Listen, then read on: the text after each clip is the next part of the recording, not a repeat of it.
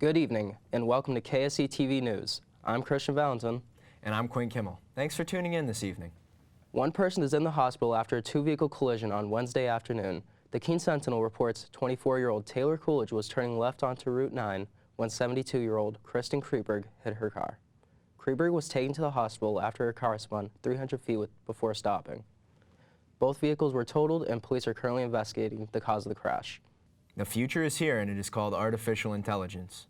That is what Associate Professor at VITAP University, Sibi Chakravarty, discussed last Tuesday to an audience of Keene State students. He says that AI will be a big part of countless job fields, including medicine, education, and business. Professor Chakravarty also discussed potential negatives that AI could cause. Some of these negatives could be automated attacks, bot networks, and AI being used to evade security systems. He says AI's impact will be global. It can go with any variety of any set of people. So artificial intelligence is going to rule for next 2 decades. So obviously, it will give you a good impact in your career and your job as well. This presentation is part of the Sciences, Social Sciences, and Health seminar series held every Wednesday night in Science 101. Keene State College students are learning about drag culture. KSC TV's Rachel Thurston takes us to the Strike a Pose mixtape event. The students watching these videos have seen drag shows and actors on television. TV shows like RuPaul's Drag Race, Pose, and all the way back to Madonna's music video, Vogue, in 1990, all have exposed them to drag culture. Part of this discussion is to help them understand how drag culture has evolved and entered mainstream culture. It was really this, presentation as the performance as a starting point to open up a conversation about where does wild culture come from. The Office of Multicultural Student Support and Success and the Redfern Arts Center sponsored this event. They held this conversation to explore the evolution of drag culture and how it has impacted mainstream media. Sue Wallhauer found the discussion interesting and shaping in her understanding of drag culture and the community. It's evolved into a high art form. The dance is so interesting. I think it continues to evolve. The discussion today was just the tip of the iceberg in raising awareness of drag culture. Rachel Thurston, KSC TV. About 10 people showed up at Tuesday's event.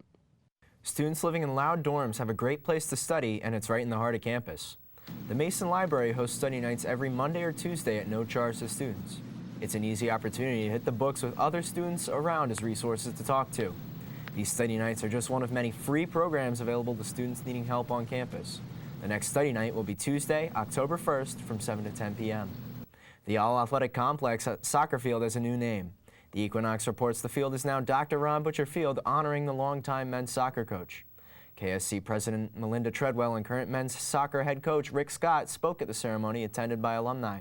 Butcher was the men's soccer head coach from 1970 to 2013. Stilts, live music, and crafts were all open to the public at the Fitzwilliam Fantasy Fair on Saturday. KSC TV's Alyssa Wisniewski reports on the many things the Fantasy Fair has to offer. The Fitzwilliam Fantasy Fair had people up early on a beautiful Saturday morning to celebrate all things fantasy. This is only the second fantasy fair, but organizers say it is growing. We've been able to expand the fair, and we also have wandering performers and more animals and lots more kid activities, and it's just really a blast to see everyone come out. Jack Rixey came for the opportunity to showcase his produce to a new audience. We come to the fair mostly for exposure. I mean, small farms struggle on a slim profit margin. So we try and come out and meet as many people as possible. The fantasy is here, costumes and all, but there's plenty of hands-on things to do, including a petting zoo and face painting. Organizers say they'll get feedback on this year's event and try to make it an even better fantasy fair next year. Alyssa Wisniewski, KSC TV. The Fantasy Fair is held on the first Saturday of October. That's all for this edition of KSC TV. Thanks for tuning in. We'll be back next week at the same time. We'll see you then, and have a good evening.